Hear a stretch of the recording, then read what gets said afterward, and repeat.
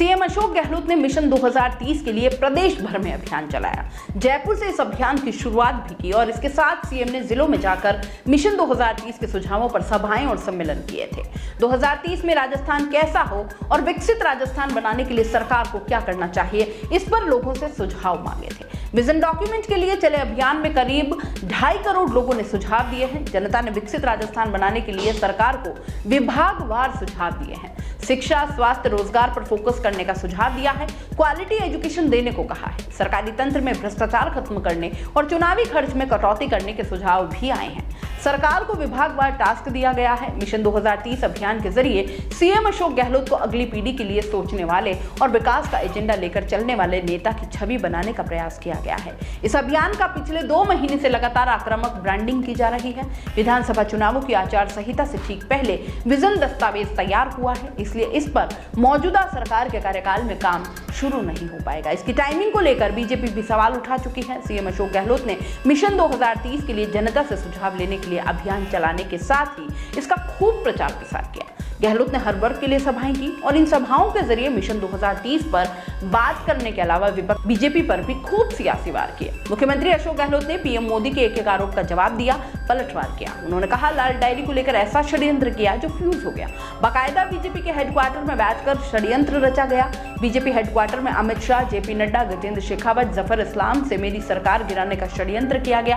5 साल तक मेरी सरकार को डिस्टर्ब रखा है। इनकी करतूतों के कारण 40 दिनों तक विधायक होटलों में रहे।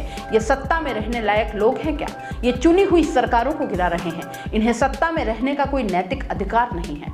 महाराष्ट्र, मध्य प्रदेश, कर्नाटक में इन्होंने चुनी हुई सरकारों को गिरा दिया। ये चुनी हुई सरकारें गिरा रहे हैं और फिर चुनाव का मतलब रह क्या जाएगा? आने वाले वक्त में चुनाव करवाना चाहते हो या नहीं? जयपुर में कॉमर्स कॉलेज ग्राउंड पर गुरुवार दोपहर करीब 3 बजे राज्य स्तरीय समारोह में अशोक गहलोत ने 2030 का विजन डॉक्यूमेंट जारी किया। कार्यक्रम में सभी मंत्री, बोर्ड निगमों के अध्यक्ष और वरिष्ठ नेता मौजूद हैं और इस दौरान सीएम अशोक गहलोत ने 12,700 करोड़ रुपए के कार्यों का शिलान्यास किया। गहलोत ने कहा कि राज्य को मजबूत करने की ड्यूटी केंद्र की है, लेकिन इन्होंने क्या किया? हमारी सरकार को डिस्टर्ब करने में कोई कसर नहीं छोड़ी। केंद्र ने 76,000 करोड़ रुपए फंड कम कर दिया। हमने 5 साल संघर्ष किया। मुझे 2 बार कोविड हो गया। कोविड में काम करता रहा, मैं घर नहीं बैठा। कोरोना ने तो बर्बाद किया ही, इन लोगों ने भी कोई कसर नहीं छोड़ी। लोग हमारी स्कीम्स की तारीफ करते हैं। राजस्थान के लोगों का मेरे और पार्टी के प्रति प्यार और विश्वास है। झगड़ा वसुंधरा राजे और बीजेपी हाईकमान के बीच का है, जनता इसे क्यों भुगते? गहलोत ने कहा कि हम बीजेपी की योजनाओं को बंद नहीं कर रहे। ईआरसीपी बीजेपी की योजना थी, उसे हम आगे बढ़ा रहे हैं। केंद्र ने मध्य प्रदेश को भड़काकर ईआरसीपी के तहत बांध बनवाने का काम रुकवाने का प्रयास किया है। वसुंधरा राजे के समय की स्कीम को हम आगे बढ़ा रहे हैं। उनका आपस का झगड़ा है। झगड़ा वसुंधरा राजे और बीजेपी हाईकमान के बीच का है। इसका नतीजा राजस्थान की जनता आखिर क्यों भुगते? लोकतंत्र में यह अच्छी बात नहीं। ईआरसीपी को राष्ट्रीय परियोजना का दर्जा देने का वादा करके भी पीएम मोदी ने इसे लागू नहीं किया।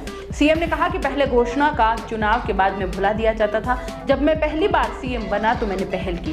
पहली बार मैंने मैनिफेस्टो की कॉपी कैबिनेट में रखी। मैंने मुख्य सचिव से कहा कि यह हमारा घोषणा पत्र है और इसके लिखे शब्दों के हिसाब से गवर्नेंस और फैसले होंगे।